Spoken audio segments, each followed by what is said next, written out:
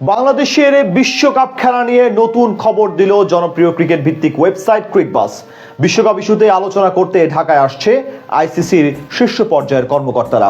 বিসিবির অনড় অবস্থানে যেন কোন ঠাসা আইসিসি, তাই তো এবার ঢাকায় এসে সশরীরে আমিনুল ইসলাম বুলবুলের ক্রিকেট বোর্ডের সাথে আলোচনা করতে চায় ক্রিকেটের সর্বোচ্চ নিয়ন্ত্রক সংস্থা।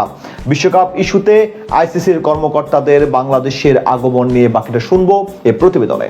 বিপিএল নিয়ে যখন উত্তপ্ত দেশের ক্রিকেট, তখন আসন্ন বিশ্বকাপকে ঘিরে এলো নতুন এক খবর। বাংলাদেশের ভারতে খেলতে না যাওয়া নিয়ে অচল অবস্থা কাটাতে ঢাকায় আসছেন আইসিসির দুইজন শীর্ষ কর্মকর্তা।